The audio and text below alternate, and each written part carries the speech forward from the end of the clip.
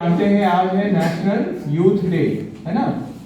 तो इसमें हम लोग स्वामी विवेकानंद जी को याद करते हैं, उनके जीवन को याद करते हैं और उन्होंने जो मैसेज दिया था कि हमारा जीवन, और वो अपने जीवन से भी ये दिखाए कि सेवा के प्रति समर्पित होना चाहिए, तभी वो जीवन क्या होता है, सही अर्थों में जीवन का जो उद्देश्य था वो प्राप्त होता है कि जब हम दूसरों के काम आते हैं। तो उसके लिए हमें क्या करना है, अपने को भी उस लायक बनाना है जिससे हम सेवा देने के लायक बन सके, तो वो भाव जगाना है। तो इस अवसर पर हमारे सेंट जेवियर्स कॉलेज सिमडेगा में एक ये जो प्रोग्राम का आयोजन हो रहा है, इसका नाम क्या है, national youth day 2024, today's youth for yesteryear's youth, आज के युवा बीते कल के युवाओं के लिए।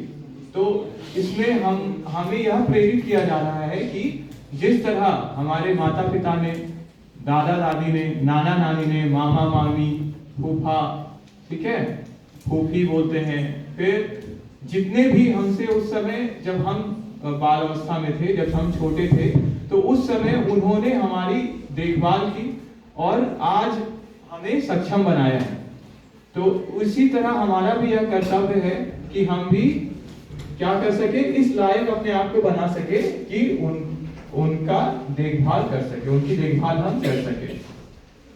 तो जब हमारे हृदय में किसी कर्तव्य के प्रति भाव जागृत होता है, तब उस कर्म को जब हम करते हैं तो वो बस कर्म नहीं रहता, वो क्या बन जाता है, पूजा बन जाता है। तो ये भाव जब हम लोग अपने अंदर जगाते हैं कि जब हम खुद बाल अवस्था में थे, शिशु थे, तो उस समय ना ही हम चल सकते थे, ना ही बोल सकते थे, है ना, ना ही कोई भी क्रिया करने में सक्षम थे, है ना, बिस्तर पे पड़े रहते थे। तो उस समय भी हमें साफ स्वस्थ करने के लिए उन्होंने अपनी पूरी जिंदगी दी है, अपना पूरा समय दिया है। मम्मी पापा और जो भी हमारे देखभाल में थे उस समय रात रात भर जागे हैं ना। अच्छा, हमें अपने बारे में तो याद नहीं रहता है, लेकिन हम लोग देख सकते हैं ना, दूसरे बच्चों का केयर करने में कितना मेहनत लगता है ना। रात में कभी भी बच्चा उठ जाता है तो क्या होता है, फिर वो जब तक फिर शांत ना हो तब तक उसको शांत कराने के लिए लेके घूमना पड़ता है, या भूख लगा है तो फिर दूध पिलाना है। तो बहुत सारा काम करना पड़ता है बच्चों को ग्रो करने के लिए। लेकिन हम लोग बड़े होके कभी कभी क्या बोल देते हैं, आपने हमारे लिए किया ही क्या है। तो ये भावना जब हम लोग अपने अंदर पाल लेते हैं कि हमारा तो ख्याल ही नहीं रखा गया है या उतना अच्छा से नहीं पाला गया है, तो हम लोग बहुत बड़ा भूल कर देते हैं, क्योंकि उन्होंने अपना पूरा जीवन दिया है, पूरा अपने आप को समर्पित किया है हमें इस अवस्था में लाने के लिए। हम आज स्वस्थ हैं तो उसके लिए जो सबसे पहला श्रेय जाता है हमारे माता पिता, हमारे घर के लोगों को जाता है, जिन्होंने अपना इतना योगदान करके हमें इस अवस्था तक पहुंचाया है। तो हमारा भी यह कर्तव्य है उसी को जगाने के लिए, क्योंकि समझदार तो हम लोग सब है, लेकिन कभी कभी हम लोग देखते नहीं है, सुनते नहीं है, तो हम लोग उसके प्रति उतने संवेदनशील नहीं रहते उस मुद्दे के प्रति। तो आज हम लोग देख सकते हैं कि ओल्ड एज होम और इसका भी नौबत आ जाता है कि बच्चे नहीं रखने खोजते हैं अपने पास, क्योंकि उनको उनके पीछे समय देना होगा और भाग दौड़ का जिंदगी है, तो लगता है हमारे लिए खुद का समय नहीं बचेगा, जबकि उन्होंने तो अपना पूरा जीवन दे के हमें इस अवस्था तक पहुंचाया। तो हमारा भी यह कर्तव्य है कि कोई भी लाइफ में बड़ा निर्णय लेने से पहले कि हम आपके साथ नहीं रहेंगे, ये सब बोलने से पहले एक बार हम सोच ले कि उन्होंने किया क्या है, वो हम जिंदगी भर अपना उनके प्रति देखभाल करके भी उतार नहीं पाएंगे। तो जितने समय तक वो हमारे साथ बने रहते हैं, हमें क्या करना चाहिए, ये भाव अपने अंदर रखना चाहिए कि हम उनके आजीवन ऋणी रहेंगे, रिश्तेदारों के भी ऋणी रहेंगे। ये नहीं कि वो रिश्तेदार मेरे लिए क्या किए हैं, वो उन्होंने भी हमें हमारा ख्याल रखा है, ठीक है, तो वो उन्होंने भी अपना समय दिया है।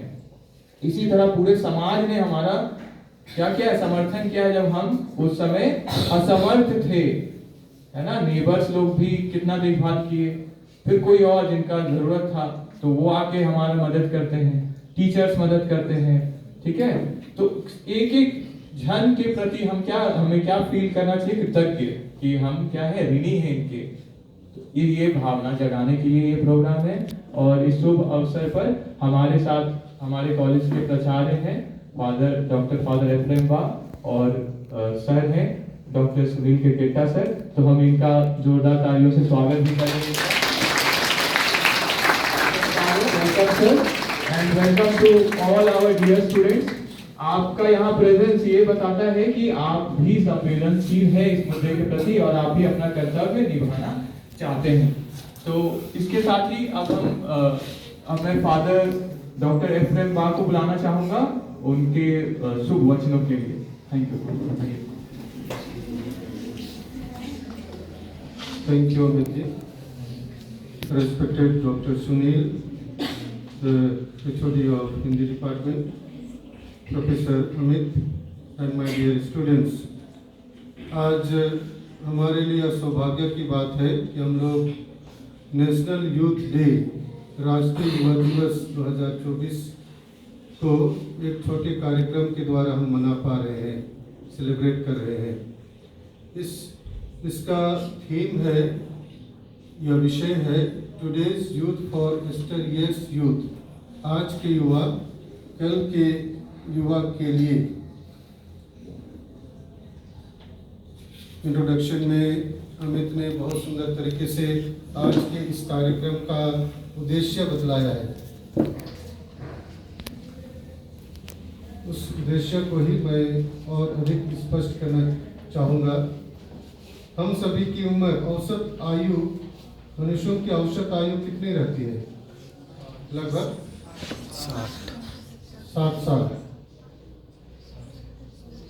अभी कुछ विकास हुआ है इसलिए शहरों में यह बढ़ करके 70 हो गया है, नहीं तो केवल 60 था।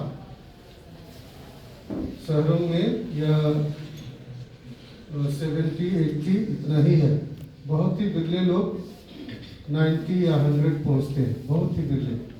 और इसी छोटे मनुष्यों के काल में ही जीवन को अच्छी तरह से जीना है।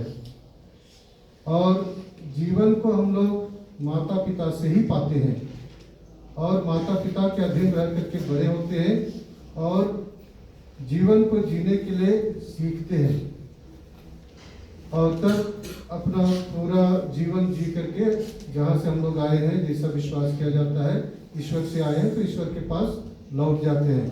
हमारी मृत्यु हो जाती है और हम इस दुनिया को छोड़ देते हैं।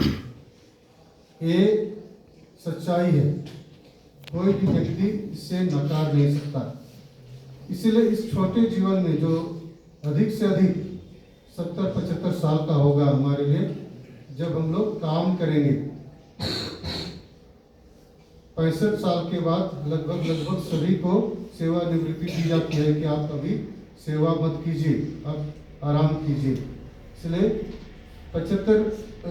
70 के बाद या 75 के बाद बहुत से बुजुर्ग लोगों को किसी भी काम में आप नहीं पाएंगे जहां वे काम करते थे। बहुत ही बिरले लोग अपने लिए काम करेंगे।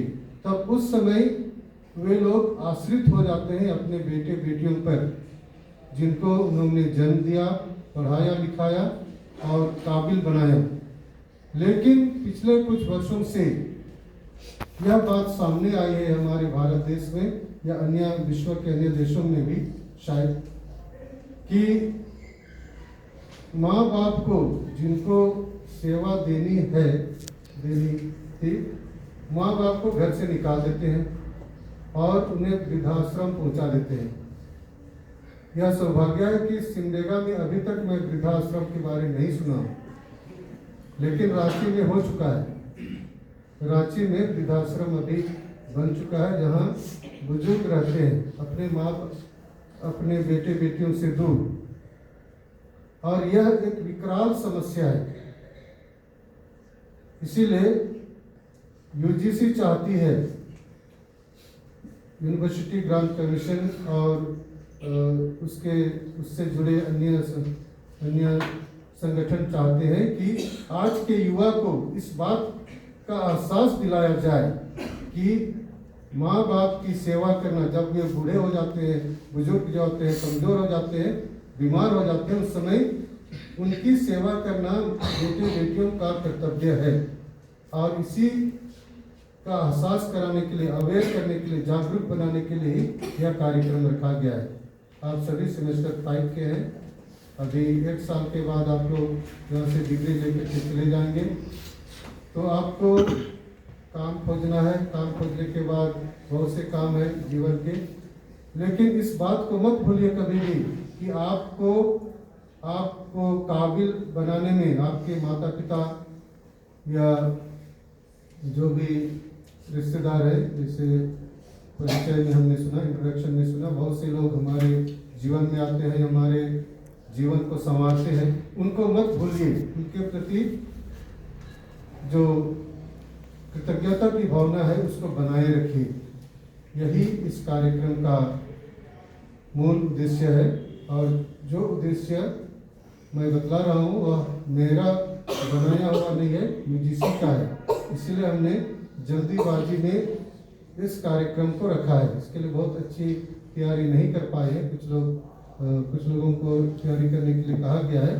बाकी हिंदी और इंग्लिश के विद्यार्थियों को इसकी सूचना जल्द नहीं दी गई थी, इसलिए वे देखें कि इस कार्यक्रम में क्या हो रहा है। फिर भी डॉक्टर सुनील यहाँ पर है, अगर कुछ वे बोलना चाहे तो बोलेंगे अपने समय पर। और हम लोग इस कार्यक्रम को थोड़ा सफल बनाएंगे, लेकिन यह सफल तभी होगा जब आप काबिल हो जाएंगे और अपने माँ बाप की सेवा कर पाएंगे। मैं इन्हीं शब्दों के साथ आज के इस कार्यक्रम के लिए सफलता की कामना करता हूँ। धन्यवाद।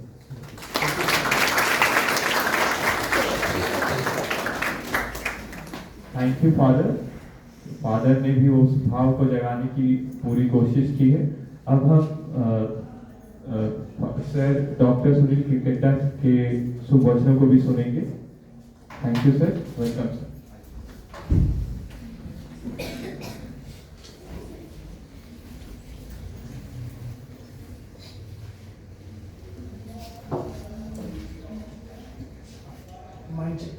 मंचासीन डॉक्टर फादर एफरेंदा, अमित सर और मेरे प्यारे विद्यार्थियों, आप सबको नमस्कार।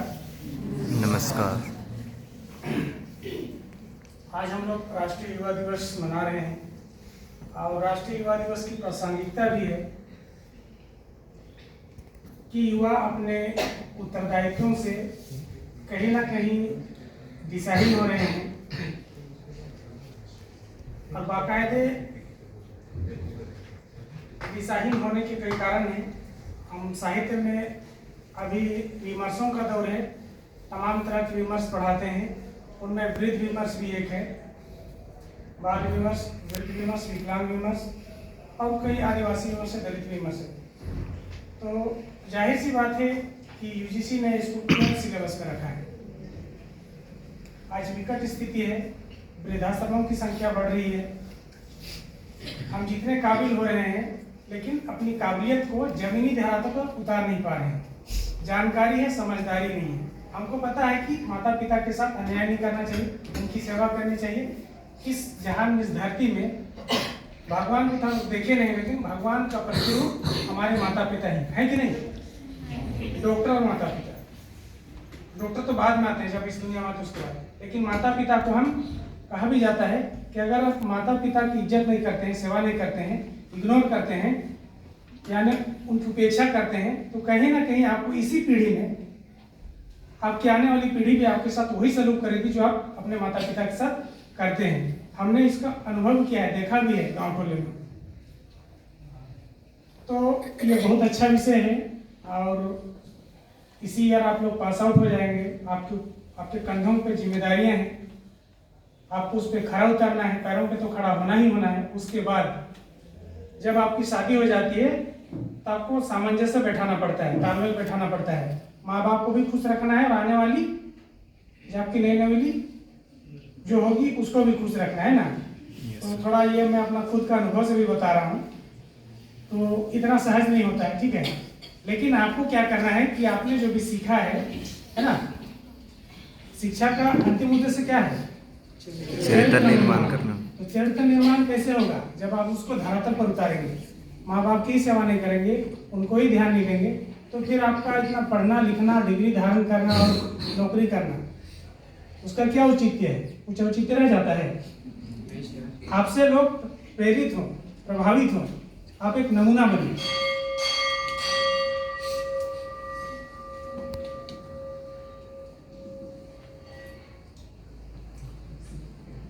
शायद इतना काफी है ना? आज हम लोगों को, आप लोगों को सुनना है कि आपकी क्या रणनीति होगी, आप क्या प्रण करेंगे, और बाकायदे जब आप जिम्मेदारियों को निभाएंगे उस समय इस पल को जरूर याद करेंगे।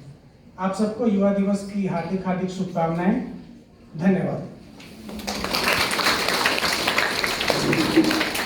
Thank you so much sir. तो सर ने भी बहुत मुख्य पहलुओं पर जोर दिया है।